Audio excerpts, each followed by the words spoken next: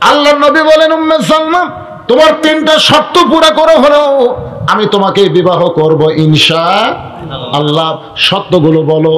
উম্মে সালমা বললেন, ইয়া রাসূলুল্লাহ, আমার 1 নম্বর শর্ত হলো আমার আগে বিয়ে হয়েছিল, যে বিবাহের ঘরের একটা সন্তান আছে। ওগো নবী, আমি শুনেছি মেয়েরা যখন জান্নাতে হবে তখন স্বামীর সঙ্গে আল্লাহ তারে জান্নাত দিবে। আমার আগের স্বামী সে আপনার সাহাবী ছিল, সে দুনিয়া থেকে বিদায় নিয়েছে, সে তো জান্নাতে যাবেই। আবার আপনার সঙ্গে যখন আমার বিবাহ হবে তাহলে একই বইয়ের 2টা স্বামী জান্নাতি, একটা হলো সাহাবী জান্নাতি আর একটা হলো নবী জান্নাতি। ওগো নবী, আমার 1 নম্বর শর্ত হলো আমার যখন জান্নাত হবে তখন আমি আগের স্বামীর সঙ্গে জান্নাতে থাকবো না, আপনার সঙ্গে জান্নাতে থাকতে চাই। কয় নম্বর? 1 নম্বর শর্ত। হুজুর, আমার 2 নম্বর শর্ত হলো আমার আপনার সঙ্গে বিবাহ যখন হবে, এই বিবাহ হবার পরে আমার মাঝে মধ্যে পূর্বের স্বামীর কথা মনে আসতে পারে, কারণ আপনি আমার পরে বিবাহ করা স্বামী, আর আগে যেইটা বিবাহ করেছে একটা হলো আমাদের বাংলাদেশে যাকে বলে বিয়ার স্বামী আর লিকার স্বামী, এই 2টা স্বামীর মধ্যে কম বেশি হতে পারে। ওগো নবী, হয়তো আপনার সংসার করতে করতে ওই পূর্বের স্বামীর কথা যদি আমার মনে পড়ে যায়, হঠাৎ যদি পূর্ব স্বামীর কথা আপনার সঙ্গে জবান খুলে বলি, আপনি হয়তো মন খারাপ করবেন। ওগো নবী, মাঝে মধ্যে আমার বিবাহের স্বামীর কথা আপনার সামনে আসতে পারে, আপনি মন খারাপ করবেন না, এই শর্তকে আপনি পুরা করবেন। রাসূল বলতেছে, উম্মে সালমা রে, আমার সঙ্গে যখন তোমার বিবাহ হবে আমি তোমাকে এত ভালোবাসা দিব ওই পূর্বের স্বামীর কথা তোমার মনে আসবে না। জোরে কোন সুবহানাল্লাহ। উম্মে সালমা বলে, নবী গো, আমার 3 নম্বর শর্ত হলো আমার পূর্বের স্বামীর ঘরে একটা সন্তান আছে, এই সন্তান আপনার সঙ্গে যখন আমার বিয়ে হবে এই সন্তানের দায়িত্ব তখন কে নিবে? কারণ তার বাবা মারা গেছে, এখন আপনি যদি আমার স্বামী হন আপনি কি তার বাবার দরদ দিবার পারবেন? সঙ্গে সঙ্গে নবী বললেন, উম্মে সালমা, শিশুকালে মইরা গেছে মা, গর্ভে থাকতে মরছে পিতা, আমি চোখে দেখলাম না, কে করিবে লালন পালন, কে দিবে সান্ত্বনা, এই দুনিয়ার বড় এতিম নবী ছিলাম একজনা। আমি এতিম হয়ে বুঝতে পারি উম্মে সালমা এতিমের কি যন্ত্রণা। আমি তোমার সন্তানকে এত ভালোবাসা দিব, ওর বাবার অভাব আমি পুরে দিতে চাই। উম্মে সালমা বললেন, আপনার সঙ্গে আমার বিবাহ বসতে আর কোনো আপত্তি নেই। সুবহানাল্লাহ। এখন আপনার কাছে আমার প্রশ্ন, উম্মে সালমা বলতেছে, হুজুর আপনি আমাকে বিয়ে করার জন্য এমন পাগল কেন হলেন? আমি শর্ত দাও, ঘটক ফিরানোর পরে আপনি রাগ করে না করে আপনি আমাকে বিবাহ করতে আসলেন, আমি আবার শর্ত দিলাম, আপনি রাগ করে তো আমাকে বিয়ে না করতেও পারতেন, কিন্তু এরপরেও আপনি আমাকে বিবাহ করবেনই এমন অঙ্গীকার কেন করলেন?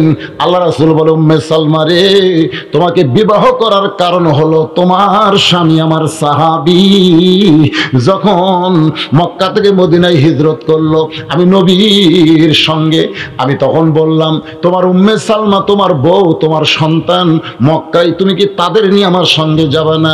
তোমার স্বামী বলল, হুজুর উম্মে সালমার বাবা কাফের, উম্মে সালমাকে আমার সঙ্গে হিজরত করতে দিবে না, এই জন্য বাবার বাড়ি সে থাকবে সন্তান নিয়ে। আল্লাহ নবী বললেন, সন্তান বিবির কথা কি তোমার মনে পড়বে না? তুমি আমার সঙ্গে মদিনায় যাবা।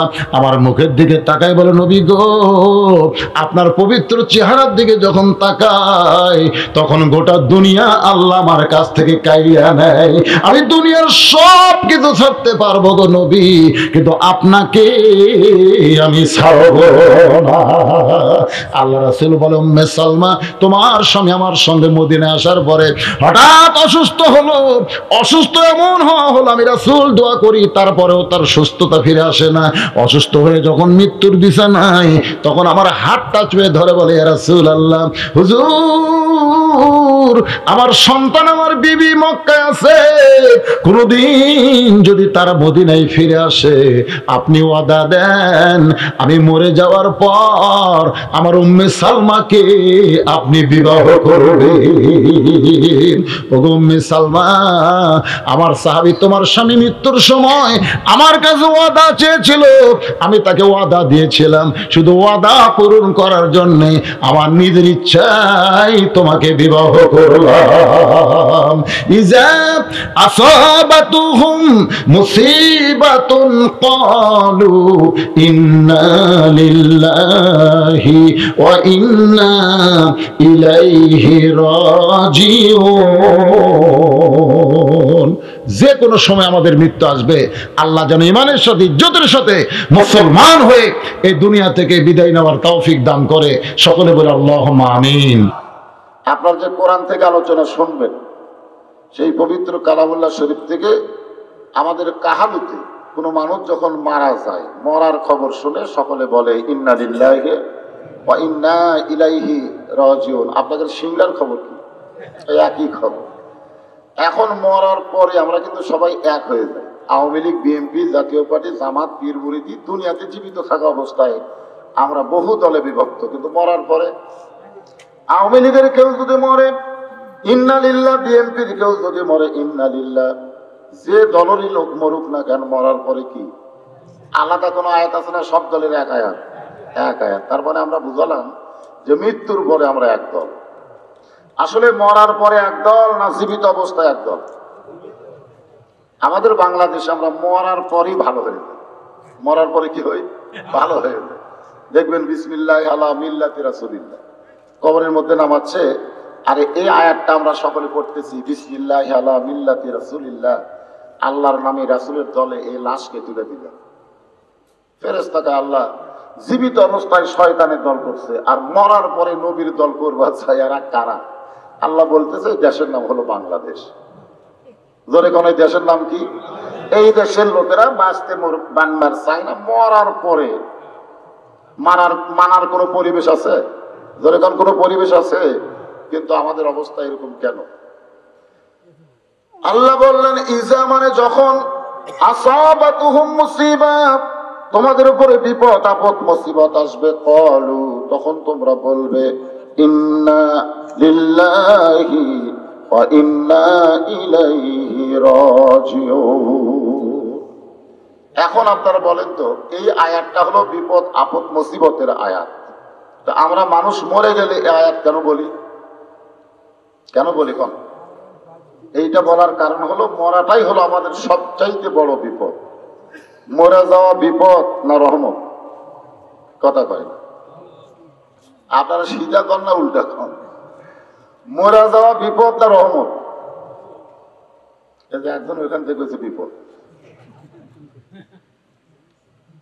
আল্লাহ বলতেছেন লা তামুতুন্না, তোমরা মৃত্যুবরণ করো না, ইল্লা ওয়া আনতুম মুসলিমুন, যতক্ষণ তোমরা মুসলমান না হবে। এখানে আল্লাহ এই আয়াত দিয়ে বুঝালেন মুসলমান হয়ে কেউ যদি মরে, মরাটাই তার জন্য রহমত। মরাটাই কি? মরার সঙ্গে সঙ্গে আল্লাহ বলেছেন সালামুন আলাইকুম তিবতুম ফাদখুলুহা খালিদিন। তোমার আত্মীয় স্বজন, তোমার আপন জনেরা তোমাকে অন্ধকার কবরে রেখে আসবে, কিন্তু আমি আল্লাহ তাআলা তোমাকে সালাম দিয়া জান্নাতের 8টা দরজা খুলে দিব। এখন আপনারা বলেন মরা ভালো না বাঁচা ভালো? কোনটা ভালো?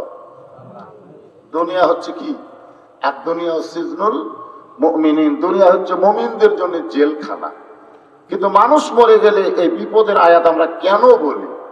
আমি বহু আলেমকে জিজ্ঞাসা করছি এটা কেন বলি, তো বলতেছে এই সবাই বলে আমরাও বলি, মানে আগে থেকে হয়ে আসতেছে, আগে থেকে মানুষ বললে ইন্না লিল্লাহ বলে আসতেছে, তাই আমরা বলি। কি জন্য বলি আমরা নিজেরাও জানি না। আসলে জানার দরকার আছে না নাই? দরকার আছে না নাই?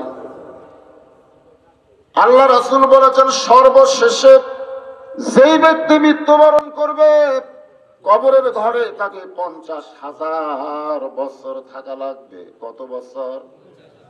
সর্বশেষে যেই ব্যক্তি মরবে আর সর্ব আগে যাই মরবে তার হিসাব বলে নাই, শেষের তার হিসাব আছে।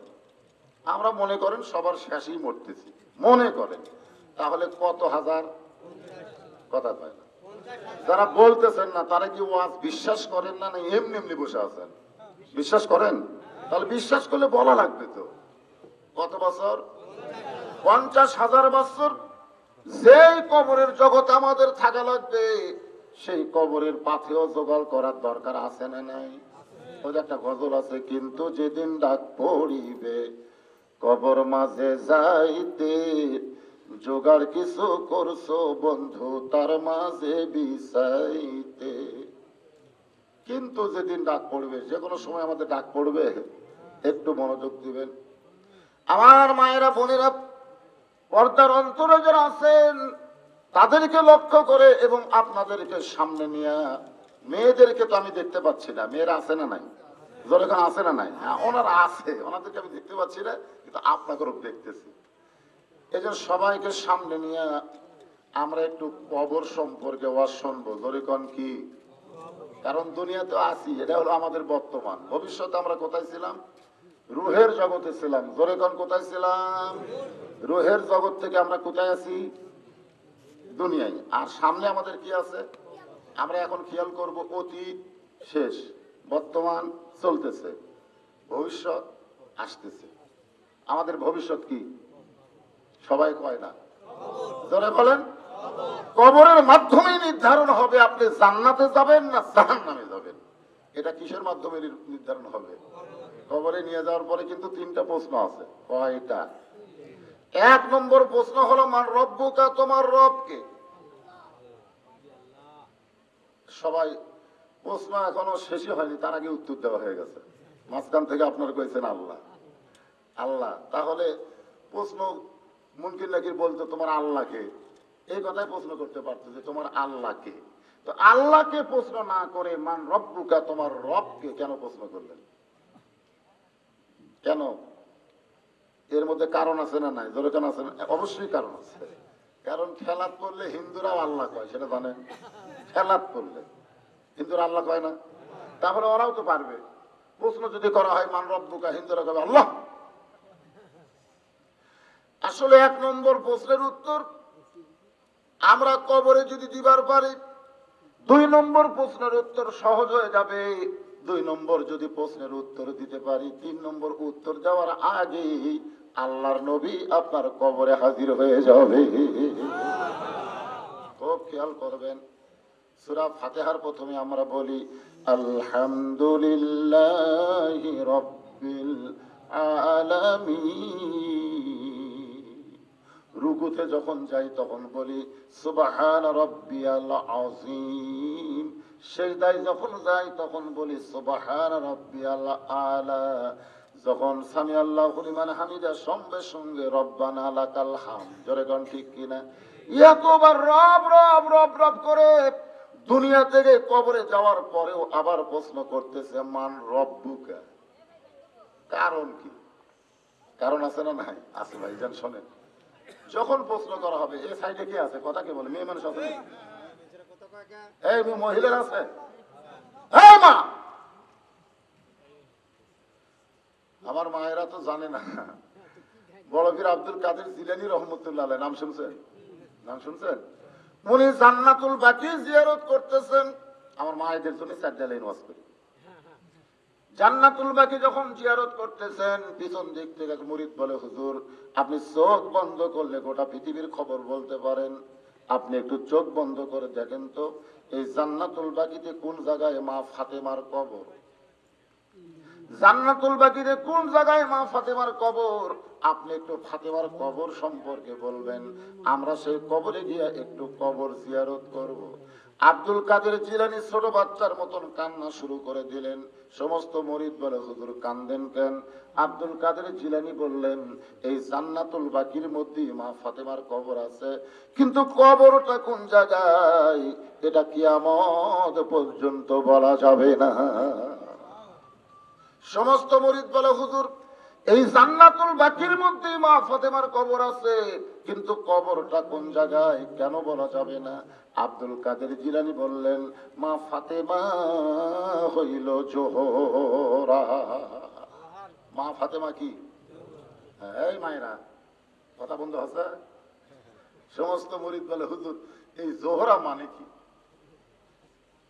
মা ফাতেমা যে জোহরা, এই জোহরার একটা অর্থ আছে না নাই? জোরে করে আছে না নাই? আমাকে জন্য না হোক, একে জন্য শোনা লাগে। আজকে ছেলেরা আমি দেখলাম রাস্তাঘাটে ঘুরতেছে, পোলা পাক হচ্ছে না, পোলার কাছে খুব চাপ দিচ্ছে ছেলেরা, আমি দেখলাম। আর আপনাদের মতন কিছু ছেলে জান্নাতের বাগানে বসে আছে, এই যে ছোট ছোট বাচ্চা দেখেন এখানে বসে আছে, আর ইয়ং কিছু ছেলে ওখানে ঘুরতেছে, ওরা মাহফিলে আসতেইছে না। আমি চিন্তা করলাম যে এইরকম হওয়ার পিছনে কারণ কি? এরকম হওয়ার পিছনে কারণ হলো কি কারণ?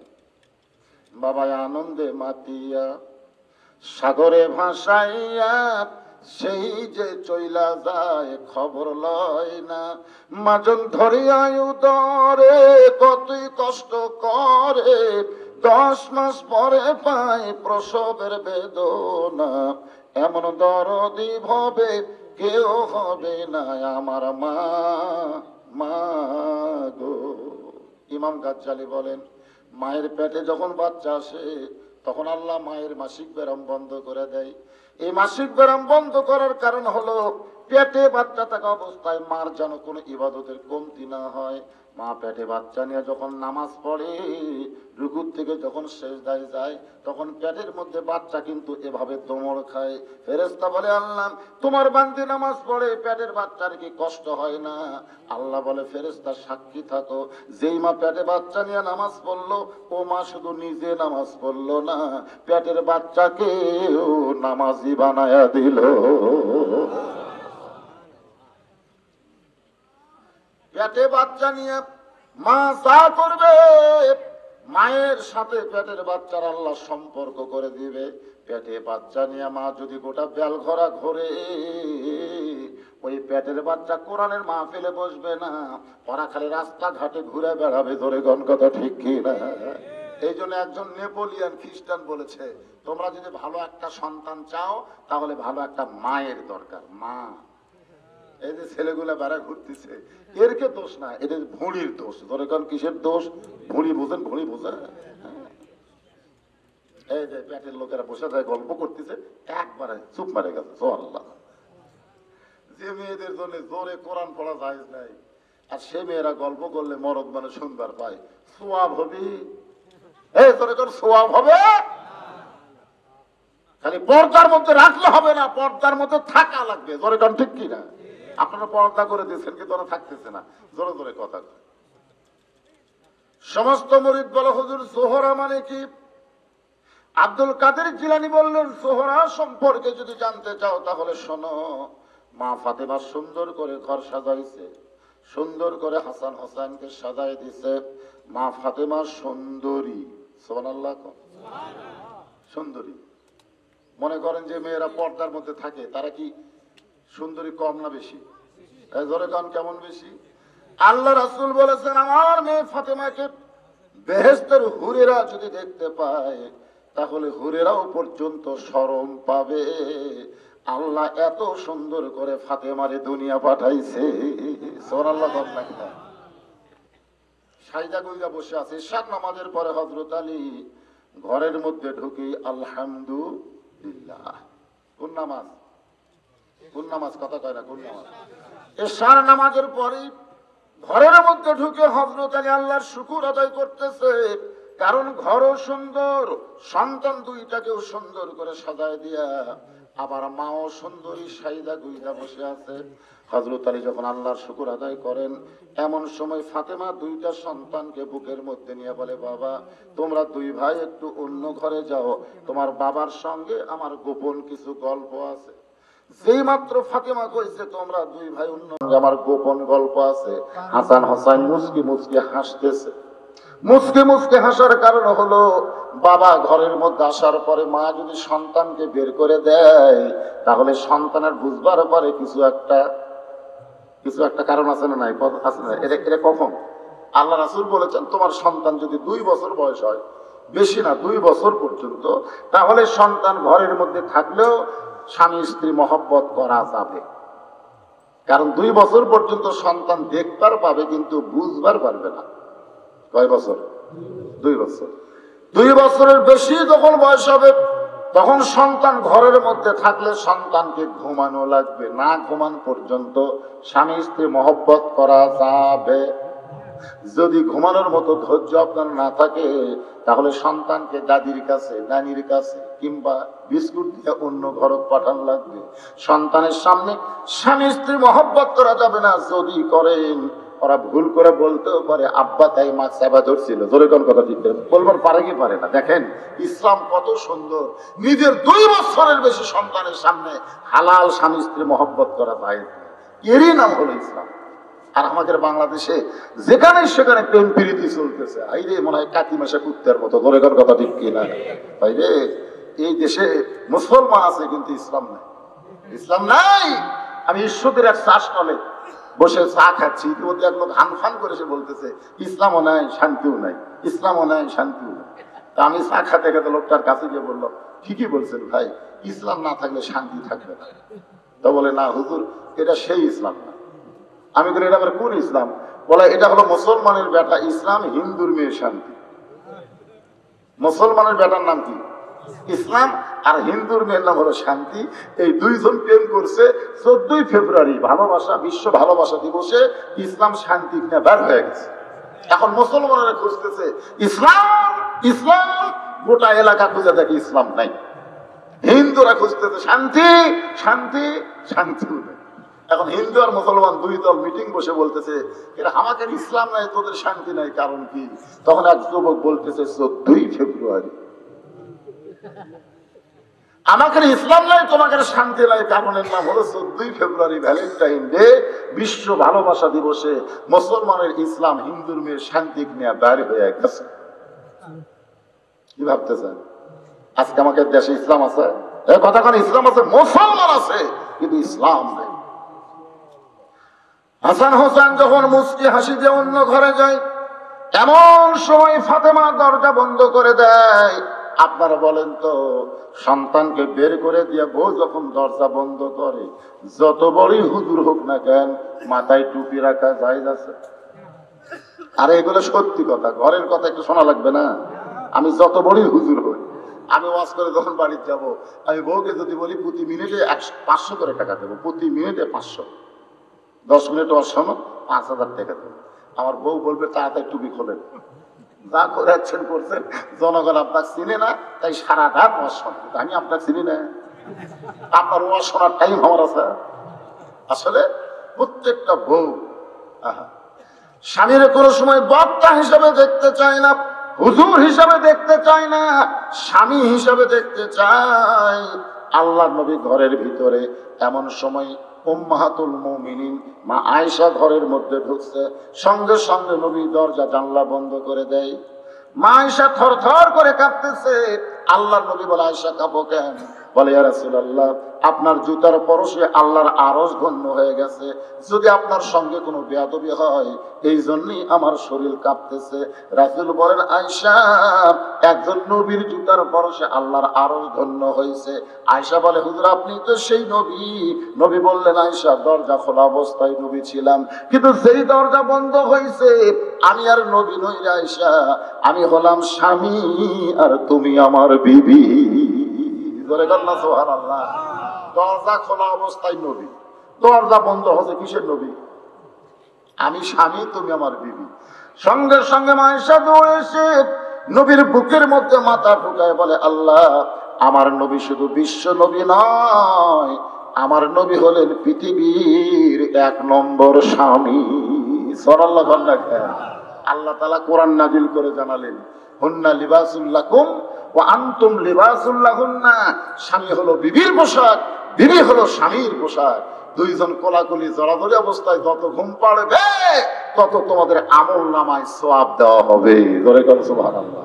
আর ফাঁক হয়ে থাকো, ফাঁক। এই কিছুদিন আগে বাস গাড়িতে চলে একটা নিয়ম করছিল যে 1 সিট পরপর, 2 সিট পরপর, 1 সিট পরপর স্বামী স্ত্রী 2 জন বাসত চড়ছে। হেল্পার বলতেছে আপনি এখানে বসেন, ওই সিট বাদ দিয়ে বউ বসে। বউ কই রাত্রে আমরা রাত্রে আমরা গলা গলি হয়ে ঘুম পাড়ি, আর সারা 75 ফাঁক হয়ে বসা লাগবে।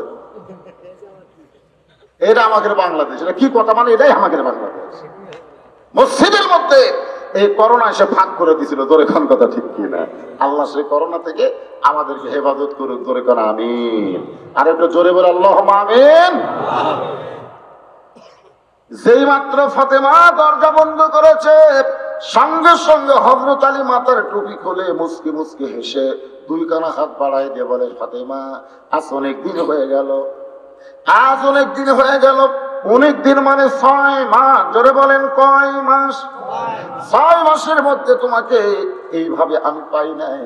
কারণ 6 মাস আগে আল্লাহর নবী বিদায় নিয়েছে। নবী বিদায় নেওয়ার পরে ফাতেমা সব সময় শুধু কেঁদেছে, কিন্তু আজকে রাত্রেবেলা সন্তানকে সাজাই দিয়া নিজেও সাইদা গুইয়া ঘরটাও সুন্দর করে সাজাইছে। এই জন্য হযরত আলী বলতে, ফাতেমা চলে আসো আমার বুকের ভিতরে।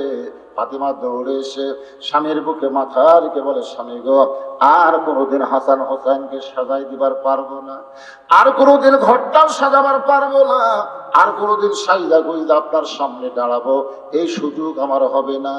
কারণ আজকে গভীর রাত্রে ফাতেমার মৃত্যু হবে।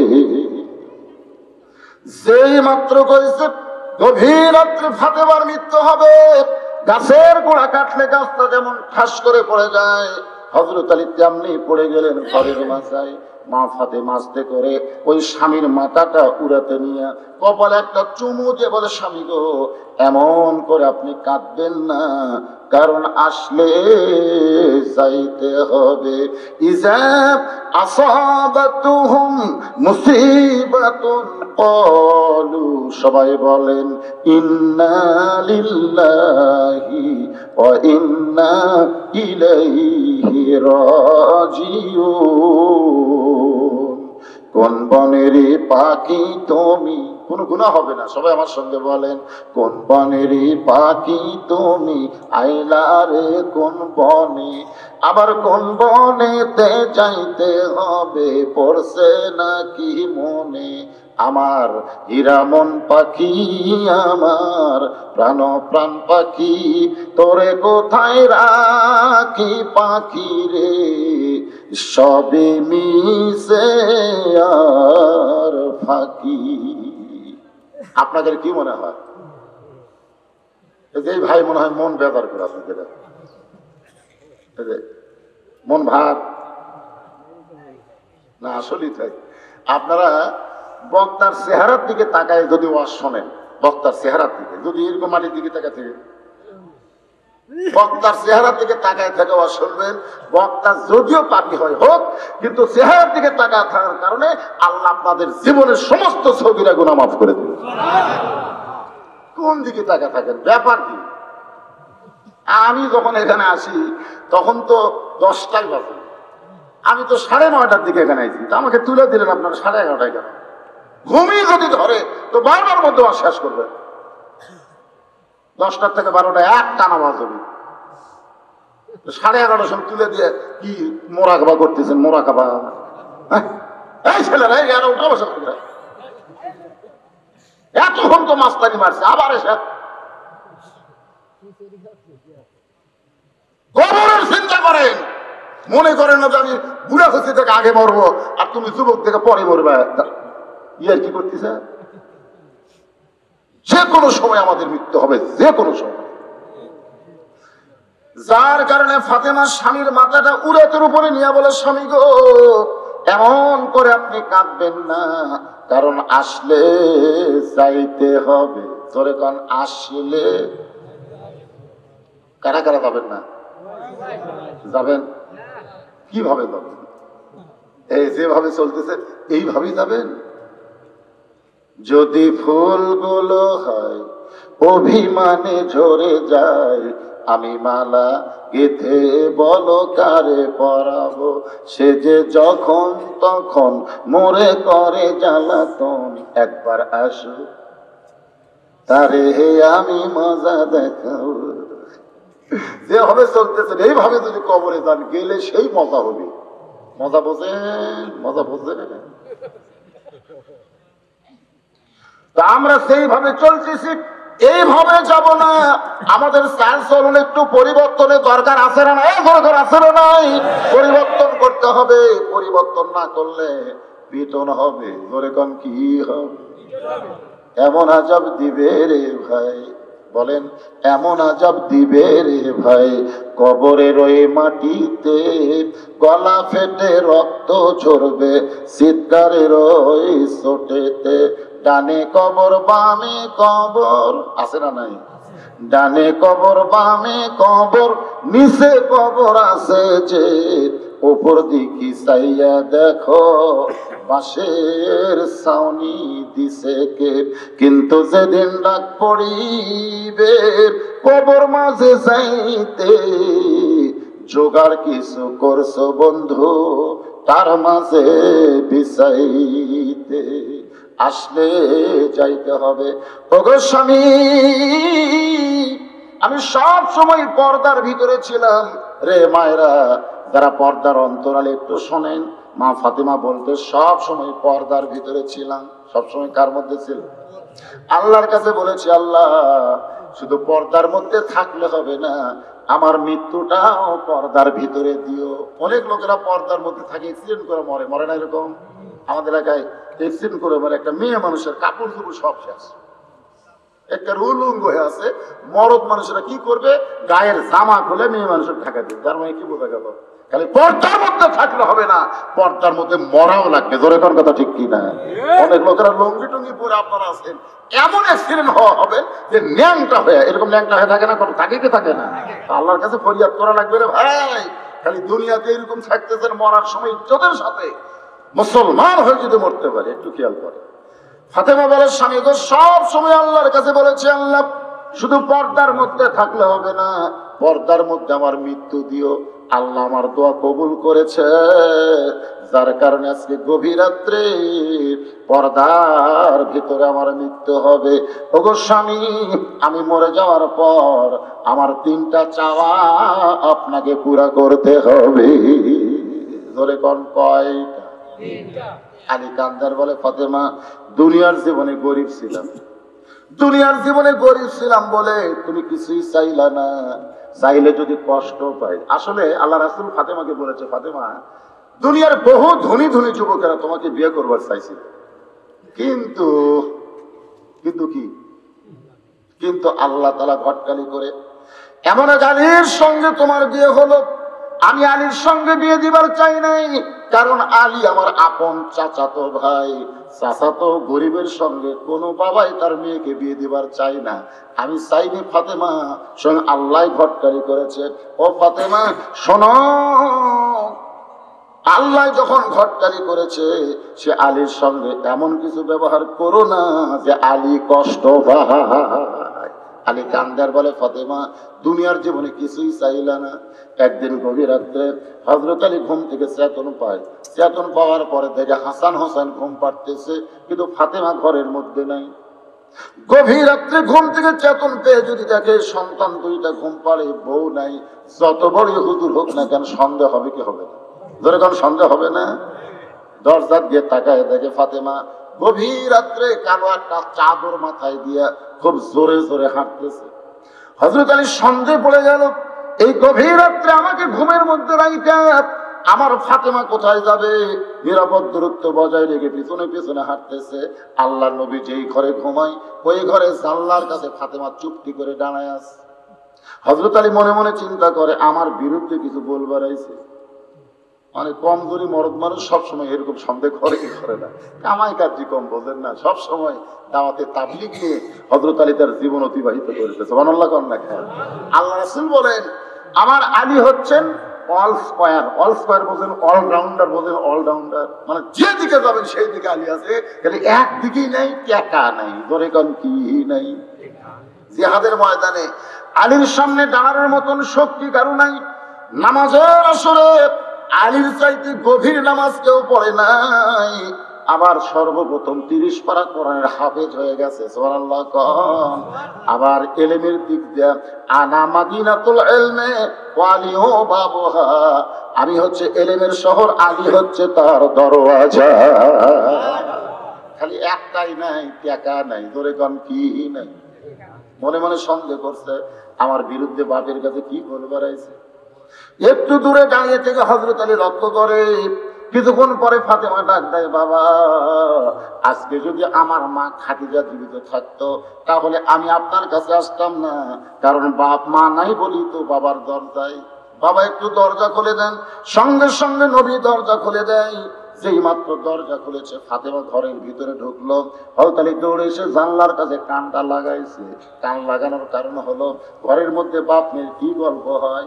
আল্লাহ নবী বললেন, ফাতেমা তুই একা একা ঘরের মধ্যে ঢুকলি কেন? আমার আলীকেও ঘরের মধ্যে নিয়া। যেই মাত্র কইছে একা একা ঘরের মধ্যে ঢুকলি কেন, আলীকেও নিয়ে আয়। আলী কোথায়? জানলার কাছে। ধরে কর কোথায়? চমকে উঠছে, কে রে? আমি জানলার কাছে। এটা আল্লাহ নবী কেমনে জানলো? সুবহানাল্লাহ। অনেকেই বলে যে সবকিছু আল্লাহ জানে, নবী কিছু জানে না। এ কথা কিন্তু অনেকে বলে। বলে কি বলে না? কিন্তু সাহাবীরা কি বলে? সাহাবীরা জীবনে বলে থাকেন, কোন সাহাবীকে যখন আল্লাহ রাসূল জিজ্ঞাসা করছে তুমি কি এই ব্যাপারে কিছু জানো, তখন সাহাবীরা কি বলছে? আল্লাহ ভালো জানে। এ কথা একটা সাহাবী বলে। সমস্ত সাহাবীরা বলেছে আল্লাহ এবং রাসূল ভালো জানে, শুধু আল্লাহ জানে। এ কথা একটা সাহাবী বলে। সাহাবীরা বলেছে আল্লাহ এবং রাসূল, আল্লাহ এবং রাসূল। তাহলে আল্লাহ এবং রাসূল এটা সাহাবীরা কয়, আর আমাদের কতগুলো মৌলবি বাড়াছে।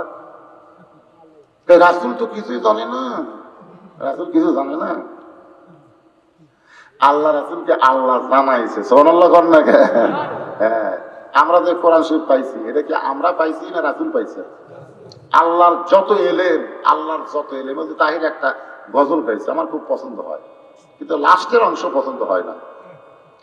আল্লাহর ধন নবীরে দিয়ে আল্লাহ আছে গায়েব হইয়া। 100 ভাগ ঠিক। আল্লাহর কোরআন নবীরে দিয়া আল্লাহ আছে গায়েব হইয়া। আল্লাহ কি গায়েব না প্রকাশ্য? যখন গায়েব না প্রকাশ্য, তাহলে তাহির তো ভুল পায় নাই। আল্লাহর ধন নবীরে দিয়া আল্লাহ আছে গায়েব হইয়া, কিন্তু নবীর ধন খাজা নিয়া। এই কথাটা ভুল, এই কথাটা ভুল। কারণ নবীর ধন শুধু খাজা নেই নাই। আল উলামা ওয়ারাসাতুল আম্বিয়া, সমস্ত আলেমরাই হলো নবীদের ওয়ারিস। তাহলে নবীর ধন খালি খাজাক দিল কেন? সবাইকে দিছে। ধরে কার কথা ঠিক না? নবীর ধন আলেম নিয়া। কিন্তু এখানে তাহেরি বলতেছে শুয়ে আছে আজমিরে। এরপরে যে কথা বলেছে এটা হলো সম্পূর্ণ শিরকি কথা। কেউ ফেরে না খালি হাতে। এই খাজা বাবার দরবার না করে তাহেরি বলতো, কেউ ফেরে না খালি হাতে, আল্লাহ তোমার দরবারে। কেউ ফেরে না খালি হাতে।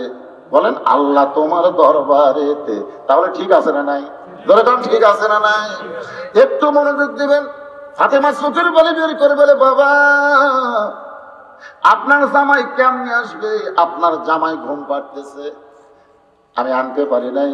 কারণ আমার একজন ঘুমন্ত মানুষকে কেমনে ডাক দিব? একটা ঘুমন্ত মানুষকে ডাক দিলে যদি বেজার হয় তাহলে আমার সব শেষ হয়ে যাবে। স্বামী যদি বেজার হয় বইয়ের আমল শেষ।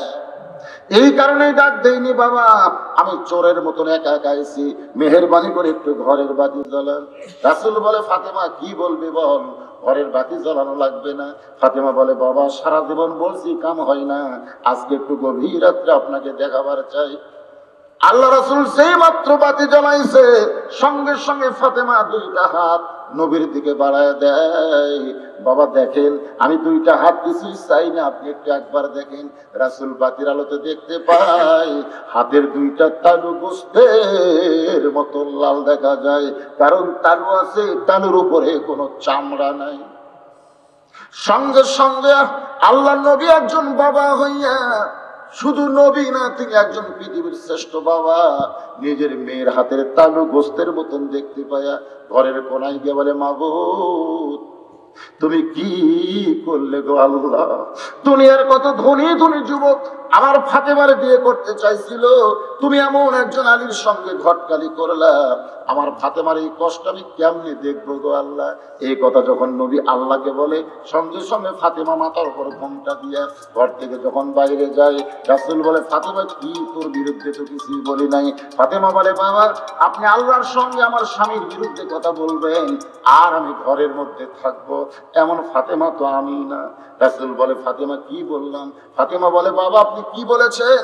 আপনি বলেছেন আল্লাহ ছাড়া কাউকে যদি সেজদা দেওয়ার হুকুম থাকতো তাহলে প্রত্যেকটা বউকে বলতাম স্বামীর পায়ে সেজদা করো। আপনার এই কথাটা শোনার পরে আল্লাহর পরে কাউকে যদি আমি সবচেয়ে বেশি সম্মান করি, দাম দেই, সেই ব্যক্তি হলো আমার স্বামী হাসান হোসাইনের বাবা। আমার লাগবে না বাবা, আমার কোনো কিছু লাগবে না, এই গোস্ত মাখা হাত দিয়ে আমি জাতা ঘোরাবার চাই। আলী কান্দার বলে, ফাতেমা দুনিয়ার জীবনে কিছুই চাইলা না, আজকে গভীর রাত্রে মরার পরে তুমি কি চাইবা ফাতেমা? ফাতেমা বলে, স্বামী গো, আমার 1 নম্বর চাওয়া হলো আমি মরে যাওয়ার পর আমার জানাজার কোনো ব্যবস্থা করবেন না। আমি মরে যাওয়ার পরে লোকজন ডাইকা ডাইকা আমার জানাজার কোনো ব্যবস্থা করবেন না। আলী কান্দের বলে, ফাতেমা তুমি নবীর কলিজার টুকরা, তোমার মৃত্যুর খবর শুনলে লক্ষ মানুষ জানাজায় হাজির হবে, তুমি কি লক্ষ মানুষের দোয়া চাও না? ফাতেমা বলে, স্বামী লক্ষ মানুষ যদি বলে ফাতেমা ভালো, আর আপনি যদি বলেন আমার ফাতেমা ভালো না, ওই লক্ষ মানুষের দোয়া দিয়ে ফাতেমার 1 তিল পরিমাণ লাভ হবে না। আর দুনিয়ার তামাম মানুষ যদি বলে ফাতেমা খারাপ, আর আপনি যদি বলেন আমার ফাতেমা ভালো, আমার ঈমান বলতেছে এক স্বামীর ভালো বলাতে ফাতেমার 8টা জান্নাতের দরজা আল্লাহ খুলে দিল। আমার মায়েদের জন্য বলতেছি, তাহলে এমনি বউকে ভালো বলা লাগবে কে? পাড়ার লোক না স্বামী? এই ধরে কারণ পাড়ার লোক না স্বামী? আমাদের গুলা মাঝে মধ্যে কি মুখ দেখা করে, খালি আপনি আমার দেখবার পারেন না, খালি আপনি গোটা পাড়া খুঁজে দেখেন, আমার বিরুদ্ধে কেউ নেই। এই জন্য রাসূল বলেছে, কোন মহিলা মারা গেলে তার লাশকে সামনে নিয়ে কখনোই বলা যাবে না মেয়েটা কেমন ছিল, এটা বলা হারাম। কারণ মেয়েটা কেমন ছিল এটা পাড়ার লোকেরা জানবে কেমনে? মেয়েটা পর্দা নিশি অকর্ণা ফি বুয়ুতিকুন্না ওয়ালা তাবাররাজনা তাবাররুজাল জাহিলিয়াতিল উলা। মেয়েরা ঘরের মধ্যে থাকো, ঘরের বাহির হতে পারবে না। মেয়েদের জন্য ফরজ আমল হচ্ছে পর্দার মধ্যে থাকা। ধরে কথা ঠিক কিনা? তাহলে পর্দার মধ্যে যদি মেয়েটা থাকে, পাড়ার লোকেরা কেমনে বলবে মেয়েটা কেমন ছিল? এই জন্য মেয়ে মারা গেলে বলা যাবে না। যদি স্বামী জীবিত থাকে স্বামীর কাছে বলতে পারেন আপনার বউটা কেমন ছিল। যদি চোখের পানি বের করে কান্দের বলে, এত ভালো বউ আমি পেয়েছিলাম যেন আমার ভাঙ্গা ঘর আল্লাহ জান্নাত বানায় দিছে, বলা মাত্রই বউটা জান্নাতে চলে গেছে। ধরে কন্যা সুবহানাল্লাহ। ফাতেমা বলে, স্বামী গো, আমার 2 নম্বর চাওয়া হলো আমার লাশটা খাটনিতে তুলবেন না। কারণ খাটনি কান্দে না অর্ধেক 4 জন মানুষ। আমি এই মুহূর্তে মরার আগে হিসাব করে দেখলাম, আমার খাটনি কান্দে নেওয়ার 4 জন পুরুষ নেই। কয়জন? খাটনি কান্দে নিতে কমপক্ষে কয়জন লাগবে? 4 জন পুরুষ লাগবে। আপনার বলেন যে একটা মহিলা যদি মারা যায়, তিনি খাটনি কান্দে নিবার পারবেন? এই কথা কোন পারবেন? তিনি খাটনি কান্দে নিবার পারবেন না। শালি যদি মারা যায়, দুলা ভাই খাটনি কান্দে লওয়া যায়, চাচাতো ভাই, মামাতো ভাই, ফুফাতো। আপনারা কথা কম না, কেন কান্দত লেন নাকি? আপনার কান্দত লেন?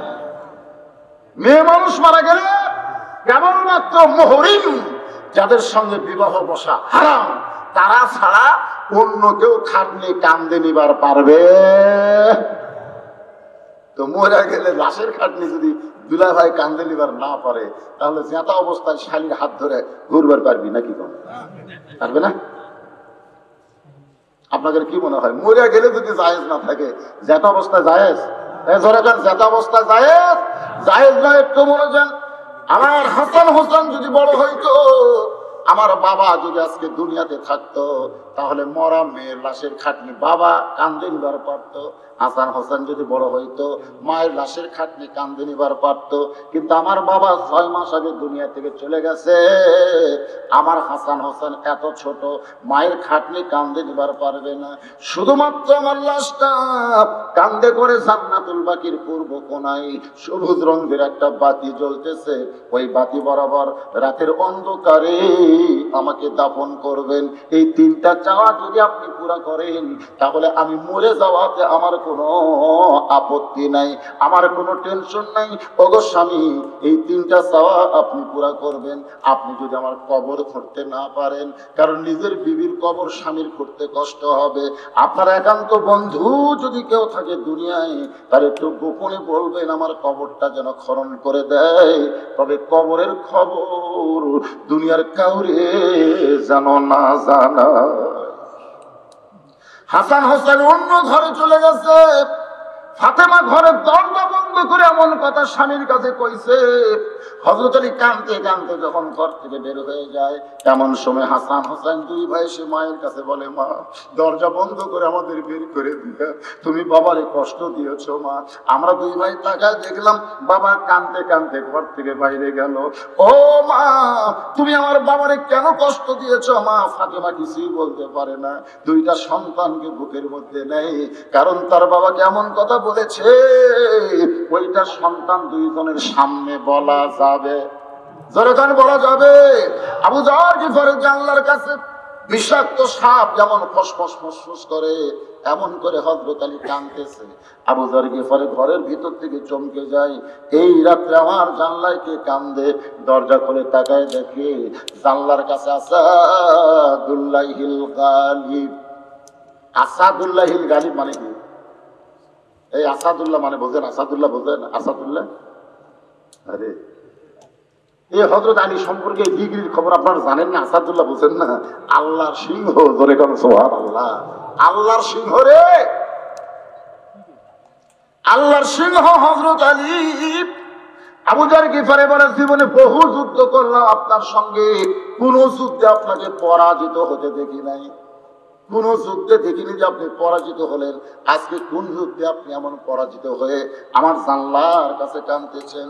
আলী বলতেছে, আবু যর, জান্নাতুল বাকির পূর্ব কোণায় সবুজ রঙের একটা বাতি জ্বলতেছে, ওই বাতি বরাবর একটা কবর কর।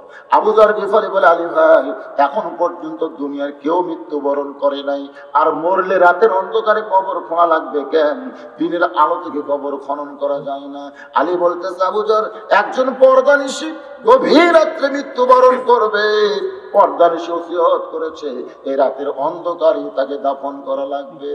আবু যর, যা একটা কবর কর। আবু যর বলতেছে, আলী ভাই, সেই পর্দানিশীর নাম কি আপনার মুখস্থ নাই? আলী বলতেছে, আবু যর, 6 মাস আগে নানা হারাইছে, আজকে গভীর রাত্রে আমার হাসান হোসাইন মা হারাবে। 6 মাস আগে কি হারাইছে? ধরে কোন কি হারাইছে? আবু যর গিফারি বলে, এটা হতে পারে না, হতে দেওয়া যায় না, কারণ এখন পর্যন্ত আপনার 2টা ছেলের চোখের পানি ফুরাই নাই। এখন পর্যন্ত 6টা মাস হলো। হাসান হোসাইন শুধুই কান্দে আর বলে, হে নবীর সাহাবীরা, আমার নানাকে তোমরা দেখছো নাকি? আমার নানা কোন জায়গায়? আমরা 2 ভাই এতিমের মতন খুঁজি, নানা পাই না। প্রত্যেকটা সাহাবী হাসান হোসেনের কথা শুনে কান্দে, কিন্তু খবর দিবার পারে না। হযরত আবু বকর রাদিয়াল্লাহু বলেছেন, রে নবীর সাহাবীরা, হাসান হোসেন যতদিন নানা নানা বলে কান্দবে, খবরদার নবীর রওজা মোবারক 2 ভাইকে বলবা না, রওজা মোবারক 2 ভাইকে বলবা না, কারণ হাসান হোসেন যদি 2 ভাই নবীর রওজার পাশে দাঁড়ায়া নানা নানা বলে চিৎকার দেয়, আমি আবু বকর বলতেছি, হায়াতুন নবীর ঘুম ভেঙে যাবে। ইসলামের আলো জ্বলায়া দিয়া নবী ঘুমায়া, বলেন না কেন? না মরে আছে? আপনাদের কি মনে হয় মরে আছে? মরে আছে?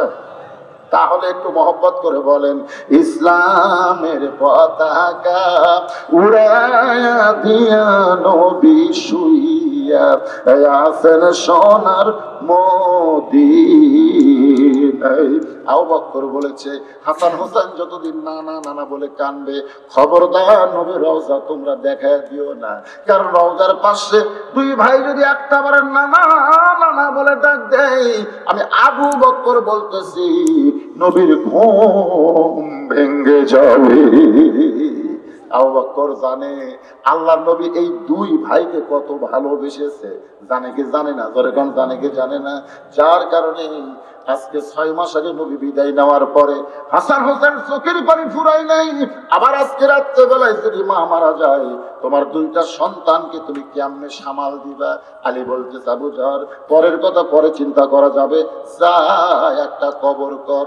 আবু জাহর গিফারে কোদাল নিয়ে ওই জান্নাতুল বাকির পূর্ব কোণায় গিয়ে দেখে সবুজ রঙের একটা বাতি জ্বলতেছে, যেই বাতির কোনো তার নাই, সেই বাতির কোনো সুইচ নাই। বিনা তারে বিনা সুইচে আমার আল্লাহ তাআলা কুদরতি ভাবে লটকায়া দিছে। সুবহানাল্লাহ। এখান থেকে প্রমাণ হয়ে গেল আমাদের কবরে দরজা নাই, জানলা নাই, বাতি নাই। যদি ইমানের নূর নিয়ে আমল নিয়ে কবরে যে মুসলমান হয়ে যাইতে পারি, আমাদের অন্ধকার কবর অন্ধকার থাকবে না, আল্লাহ আলোকিত করে দিবে। জোরে কথা ঠিক কি না? আল্লাহ পারে না? জোরে গান পারে কি পারে না? যেই বাতির কোনো তার নাই, যেই বাতির কোনো সুইচ নাই, বিনা তারে বিনা সুইচ আমার আল্লাহ তাআলা অটোমেটিক লটকায় দিয়েছে। আবু জাহর গিফারি তাকায় দেখে ওই বাতির আলোটা গোলাকার হয়ে পড়ে নাই, কবরের মতন চারকোনা হয়ে পড়েছে। ওই আলোর ভিতরে আবু জাহর গিফারি ওই গভীর রাত্রে কোদাল দিয়ে কবর খোঁড়া শুরু করেছে। কবর খুঁড়তে খুঁড়তে এক সময় আবেগে আবু জাহর গিফারি বলতেছে, কবর রে, তুই কি বলতে পারিস দিনের বেলা কবর খনন না করে রাতের অন্ধকারে গভীর রাত্রে কবর খনন করতেছি? তুই কি বলতে পারিস কবর তোর মধ্যে এমন একজন মহিয়সী নারীকে দাফন করা হবে, আল্লাহর নবীর মেয়ে হওয়ার পরেও নবী তাকে মা বলে সম্মান করেছে? জোরে সুবহানাল্লাহ বলেন। নবীর মেয়ে হওয়ার পরেও নবী তাকে মা হিসাবে সম্মান করেছে। মন চায় না? কি কারণে নবী তাকে মা হিসাবে সম্মান করলো? 3টা বিবির সঙ্গে নবী ঘরের মধ্যে বসে আছেন। একটা বিবির নাম হলো সাউদা উম্মাহাতুল মুমিনিন, সাউদা রাদিয়াল্লাহু তাআলা আনহা। একটা হলো উম্মে সালমা, আর একটা হলো 6 লক্ষ হাদিসের হাফেজা উম্মাহাতুল মুমিনিন মা আয়েশা। নবীর আসলে কয়টা বিবি? না, নবীর সর্বমোট কয়টা? নবীর উম্মত হিসাবে যদি আল্লাহ কয় যে এই মান রব্বুকে বাদ দেয়, এরকম কত নবীর বউ কয়টা? যদি বইয়ের উত্তর দিবার পরে কয় বউ, তাহলে জান্নাতে যাবে। তা আপনি কি উত্তর দিবেন? দেখছেন, আমি গেলে পূর্ণ জাতের মানুষ প্রশ্ন করছি, এরা নবীর সুপারিশ জান্নাতে যাবি, আর নবীর বউ কয়টা তাই জানে না। 11টা জানেন, জোরে করলে কি হয়? 11টাই তো জানলে কম না কেন? সন্দেহ করতেছেন নাকি?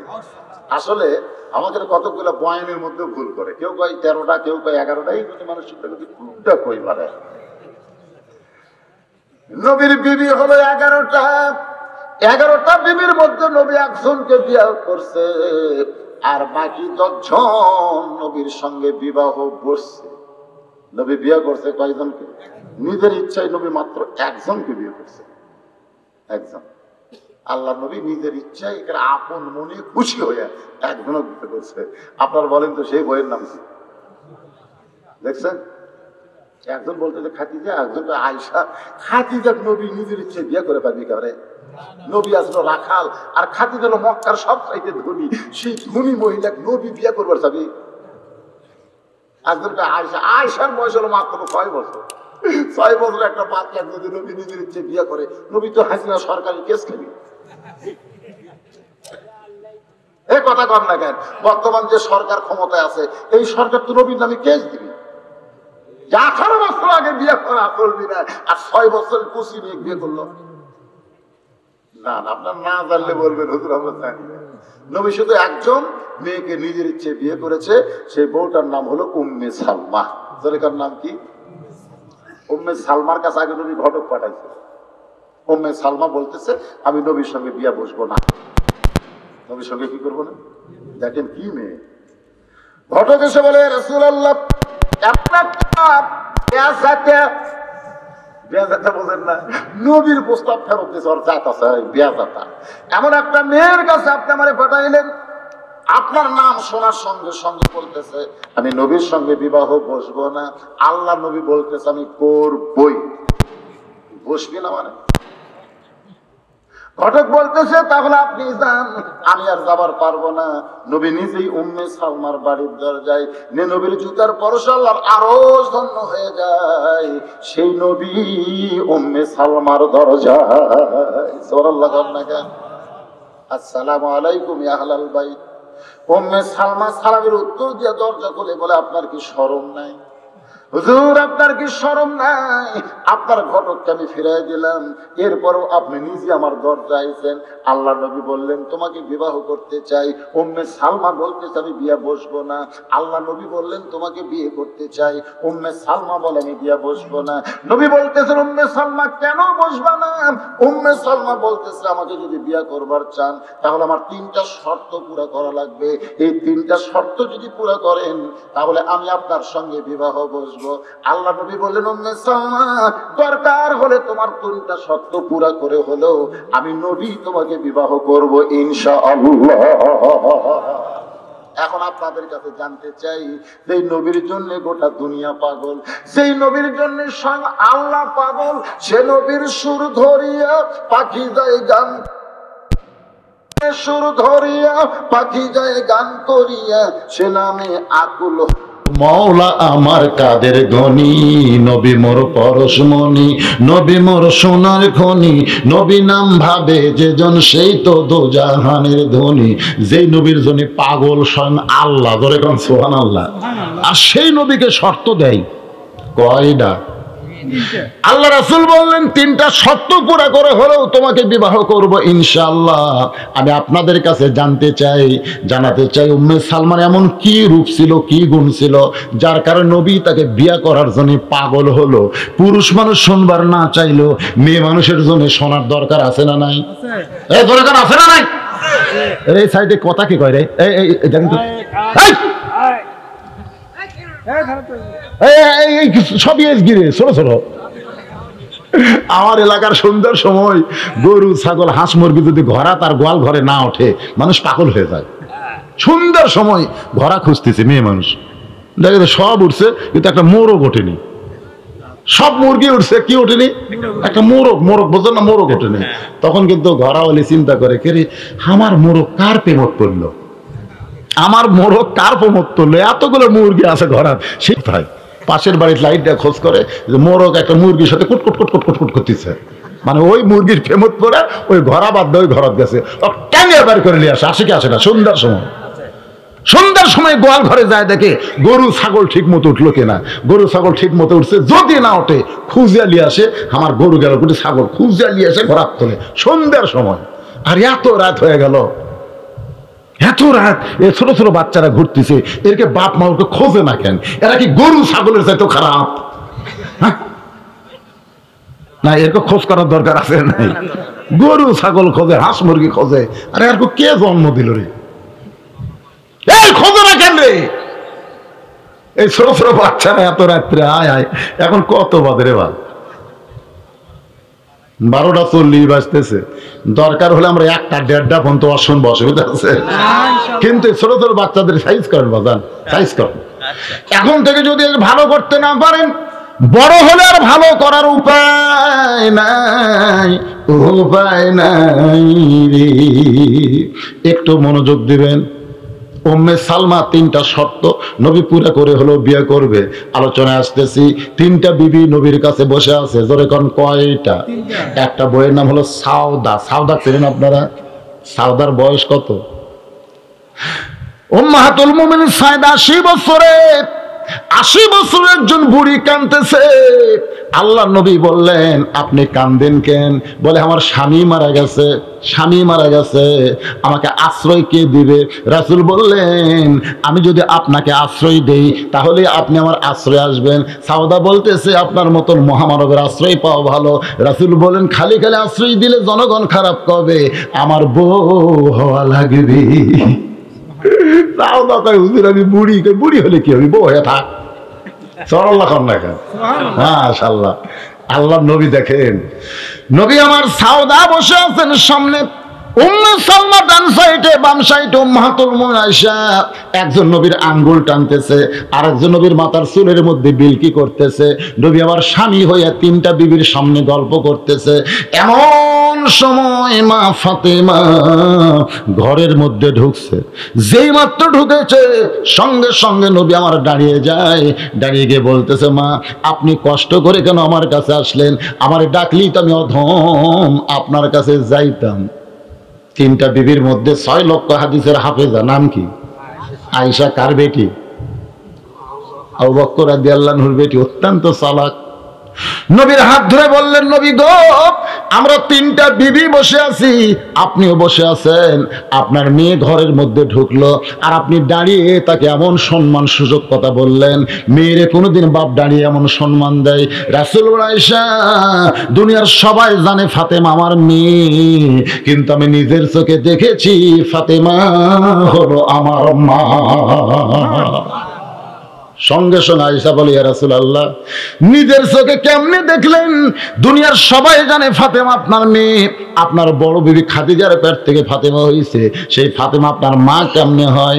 আল্লাহ নবী বলে, আয়েশা তাহলে শোনো, ওই তাইফের ময়দান থেকে রক্তমাখা শরীর নিয়ে আমি যখন মক্কায়, ওই সময় আমার চাচা আবু তালেব দুনিয়াতে নাই, ওই সময় আমার দরদের বিবি খাদিজা দুনিয়াতে নাই, আমাকে আদর সোহাগ করবে কে? আমি যখন মক্কার ঘরে তিনটা মেয়ে একজোট হয়ে আমার ঘরের মধ্যে ঢুকলো। কয় মেয়ে? একটা হলো কুলসুমা, একটা রোকেয়া আর একটা জয়নাব। তিনটা মেয়ে একত্র হয়ে বলল, বাবা আপনাকে তাইফে যাওয়ার নিষেধ করেছিলাম, এরপরও তাইফে গেলেন, এত পাথর আপনাকে মারছে বাবা, গোটা দেহ রক্তাক্ত হয়ে গেছে বাবা গো, এই কষ্ট আপনি কেমনে সহ্য করবেন? রাসূল বলে, আয়েশা, তিনটা মেয়ে মেয়ের মতন কথা বলে যখন ঘর থেকে বাইরে যায়, এমন সময় আমার ফাতেমা ঘরের মধ্যে ঢুকি দরজা বন্ধ করে দেয়। আমি নবী চমকে বললাম, মা ঘরের দরজা কেন বন্ধ করলি মা? ফাতেমা বলতেছে, বাবা দরজা বন্ধ করে আপনার মাধ্যমে আল্লাহর সঙ্গে একটু কথা বলবার চাই। ধরে কোন সুবহানাল্লাহ। দরজা বন্ধ করে আপনার মাধ্যমে আল্লাহর সঙ্গে কথা বলবো। রাসূল বলে, ফাতেমা কি বলবি? ফাতেমা বলতেছে, বাবা ইব্রাহিম নবীর জন্য নমরুদের চুলা যদি আল্লাহ শান্তির বাগান বানাবার পারে, মুসা নবীর জন্য আল্লাহ যদি নীল দরিয়াকে রাস্তা বানাবার পারে, তাহলে আমার বাবার জন্য আল্লাহ তায়েফের পাথর তুলা কেন বানাবার পারলো না? ও বাবা, আগুনের চুলার মধ্যে ইব্রাহিম কষ্ট পাবে, নদীর মধ্যে সাগরের মধ্যে মুসা ডুবে যাবে, এই জায়গায় আল্লাহ দয়া করে রাস্তা করে দিল, শান্তির বাগান করে দিল।